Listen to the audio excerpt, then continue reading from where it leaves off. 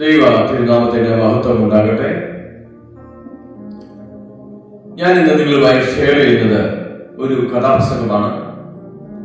കുറച്ച് ദിവസങ്ങളായി കർത്താവിന്റെ ആത്മാവ് എന്നോട് സംസാരിക്കുകയും ഞാൻ ഹൃദയത്തിൽ കുറിച്ചെടുക്കുകയും ചെയ്ത ഒരു കഥാപ്രസംഗമാണ് ഇന്നിവിടെ നിങ്ങളുമായി ഷെയർ ചെയ്യുന്നത്. ആ കഥാപ്രസംഗത്തിന്റെ പേര് ഇങ്ങനെയാണ്: വിധി മാറ്റി എഴുതിയ പ്രാർത്ഥന. വിധി മാറ്റി എഴുതിയ പ്രാർത്ഥന. നീതിപീഠങ്ങൾ കൈവിട്ട നേരത്ത് നീതിമാന്റെ പ്രാർത്ഥന കേട്ടു ദൈവം. ഇരുൾ നിറഞ്ഞ ജീവിതപാതയിൽ തിരിവെട്ടമായി മാറിയ പ്രാർത്ഥന. ഈ കഥാപ്രസംഗം കേൾക്കുന്ന എല്ലാവരോടും വീട്ടുബന്ധുവായ യേശുക്രിസ്തുവിന്റെ നാമത്തിൽ സ്നേഹവന്ദനത്തെ അറിയിക്കുകയാണ്. ഇന്ന് ഞാനിവിടെ അവതരിപ്പിക്കുന്ന ഈ കഥാപ്രസംഗം കേവലം സാങ്കല്പിക മാത്രമാണ്. ആർക്കെങ്കിലും തന്റെ ജീവിതമാണെന്ന് തോന്നുന്നുവെങ്കിൽ അത് കേവലം യാദൃശ്ചിക മാത്രം. ജീവിതത്തിൽ ഒറ്റപ്പെട്ടു പോയ ഒരു പാവം പെൺകുട്ടിയുടെ കഥയാണ്. അവളുടെ പേര് ഡാലിയ. അതെ, ഡാലിയ എന്ന ഒരു പെൺകുട്ടിയുടെ ജീവിത കഥ. കണ്ണുനീരിൽ മുങ്ങിപ്പോകാവുന്ന ഒരു ജീവിതം പ്രാർത്ഥനയുടെ കരുത്തിൽ എങ്ങനെ കരകയറി എന്ന സത്യസാക്ഷ്യമാണ് ഈ കഥ. അന്ന് കോടതി വരാതിൽ ഒരു വല്ലാത്ത നിശബ്ദതയായി. അവിടെ പേടിച്ചേരേണ്ട മാടപ്രാവിനെ പോലെ ഒരു പെൺകുട്ടി നിൽപ്പുണ്ട്, ഡാലിയ. അവളുടെ കുഞ്ഞു പ്രായത്തിൽ തന്നെ അമ്മ മരിച്ചുപോയി. അവളുടെ അമ്മയുടെ മണം മായുന്നതിന് മുമ്പേ രണ്ടാമയുടെ ക്രൂരതകൾ ആ കുഞ്ഞു ശരീരത്തിൽ പാടുകൾ വീഴ്ത്തി. സ്വന്തം ചോരയായ അച്ഛൻ പോലും അവളെ ഒരു കച്ചവട വസ്തുവായി കണ്ട് നഗരത്തിൽ ഏതോ ധനികന് അടിമയായിരിക്കും. അമ്മതൻ സ്നേഹം കൊതിച്ച പൈതൽ അടിയേറ്റുവാടി തളർന്നുവല്ലോ. സ്വന്തം പിതാവ് പോൽ അന്യനായി നോവിന്റെ ലോകത്ത് തള്ളിയല്ലോ. അമ്മതൻ സ്നേഹം കൊതിച്ച പൈതൽ അടിയേറ്റുവാടി തളർന്നുവല്ലോ. സ്വന്തം പിതാവ് പോൽ അന്യനായി നോവിന്റെ ലോകത്ത് തള്ളിയല്ലോ. ആ തടവറയിൽ നിന്നും ദൈവം അവളെ മോചിപ്പിച്ചു. ഒരു വിനോദയാത്രയുടെ മറവിൽ അവൾ ഓടി രക്ഷപ്പെട്ടു. അവൾക്ക് അഭയമായത് കെവിൻ എന്ന ഒരു ചാരിറ്റി പ്രവർത്തകന്റെ കെയർ ഹോമായിരുന്നു. കെവിനെ അവൾ പപ്പ എന്ന് വിളിച്ചു. ആ തടവിൽ അവൾ സമാധാനം അറിഞ്ഞു. പക്ഷെ വിധി വീണ്ടും വില്ലനായെത്തി. ആ ധനിക കുടുംബം അവകാശവാദവുമായി കോടതിയിലെത്തി. നിയമത്തിന്റെ വരട്ട് ചൊല്ലുകൾക്ക് മുന്നിൽ ആ കുഞ്ഞിന്റെ കണ്ണുനീരിനെ വിലയില്ലാതായി.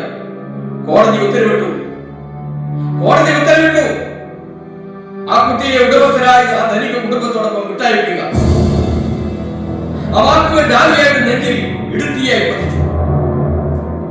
പപ്പയുടെ കൈകളിൽ മുറുക്കി പിടിച്ചു കരഞ്ഞു. പപ്പ, എന്നെ വിട്ടുകൊടുക്കില്ല പപ്പ, എനിക്ക് അങ്ങോട്ട് പോകണ്ട പപ്പ, എന്നെ പറഞ്ഞയക്കണ്ട പപ്പ. അവൾ കരഞ്ഞ് നിലവിളിച്ചു. വിടില്ല നിന്നെ ഞാൻ പൊന്നുമോളെ, വിധിക്ക് മുന്നിൽ തളരില്ല നമ്മൾ.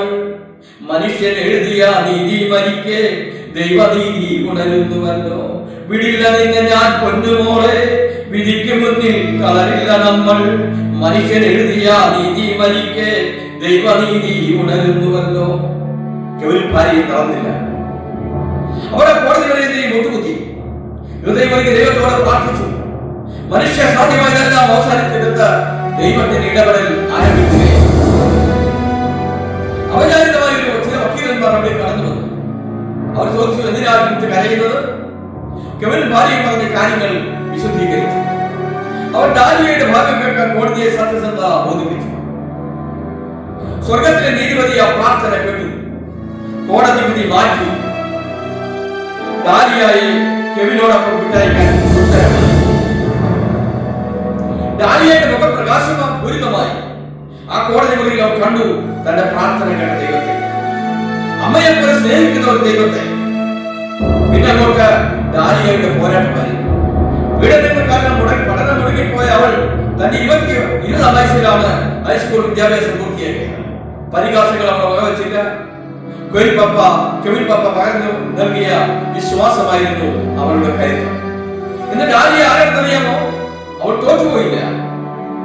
വൈകിട്ടുടങ്ങിയ പഠനമാണെങ്കിലും അവൾ നിശ്ചയദാർഢ്യത്തോടെ പഠനം പൂർത്തിയാക്കി മാന്യമായ ഒരു ജോലി നേടി. ഇന്ന് അവൾക്കൊരു മനോഹരമായ കുടുംബമുണ്ട്. സ്നേഹത്തിന്റെ ഭർത്താവ് കണ്ട് കുടുംബങ്ങളുമായി അവൾ ആനന്ദത്തോടെ ജീവിക്കുന്നു.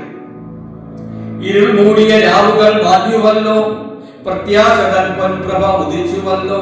കണ്ണുനീർ തുള്ളികൾ മുത്തായി മാറി, പ്രാർത്ഥന തൻ ഫലം കണ്ടുവല്ലോ. തോൽക്കില്ലൊരിക്കലും ദൈവമക്കൾ, തളരില്ലൊരിക്കലും ദൈവനീതി. വിധിയെ മാറ്റി വരച്ചൊര പ്രാർത്ഥന ജീവിതം തന്നെ മാറ്റി മറിച്ചുവല്ലോ. ഇരുൾ മൂടിയ രാവുകൾ മാറ്റുവല്ലോ, പ്രത്യാശ തൻ പൊൻപ്രഭ ഉദിച്ചുവല്ലോ. കണ്ണുനീർ തുള്ളികൾ മുത്തായി മാറി, പ്രാർത്ഥന തൻ ഫലം കണ്ടുവല്ലോ. തോൽക്കില്ലൊരിക്കലും ദൈവമക്കൾ, തളരില്ലൊരിക്കലും ദൈവനീതി. വിധിയെ മാറ്റി വരച്ചൊര പ്രാർത്ഥന ജീവിതം തന്നെ മാറ്റി മറിച്ചുവല്ലോ. ഭൂമിയിലെ കോടതികൾ കൈവിട്ടെടുത്ത ദൈവത്തിന്റെ കരുണ അവരുടെ വിധിയെ മാറ്റിയിരുന്നു. ഭൂമിയിലെ കോടതികൾ കൈവിട്ടെടുത്ത ദൈവത്തിന്റെ കരുണ അവരുടെ വിധിയെ മാറ്റിയിരുന്നു. ഇരുളിൽ തന്നെ വഴികളിൽ പ്രാർത്ഥനയുടെ വെളിച്ചം നമ്മെ എവിടെ വരെ എത്തിക്കുമെന്നതിന്റെ ജീവിക്കുന്ന സാക്ഷ്യമാണ് ഡാനിയേൽ.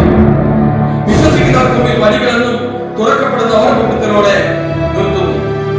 ഒരിക്കലൂടെ പറയട്ടെ, വിശ്വസിക്കുന്നവർക്ക് മുന്നിൽ വഴികളെന്നും തുറക്കപ്പെടുമെന്ന ഓർമ്മപ്പെടുത്തലോടെ നിർത്തുന്നു. നന്ദി. ഇത്തരം കഥാപ്രസംഗം കേൾക്കാൻ എല്ലാവർക്കും യേശുക്രിസ്തുവിന്റെ വിലയേറിയ നാമത്തിൽ നന്ദി അറിയിക്കുന്നു. സർവശക്തനായ നിങ്ങളെ എല്ലാവരെയും അനുഗ്രഹിക്കട്ടെ.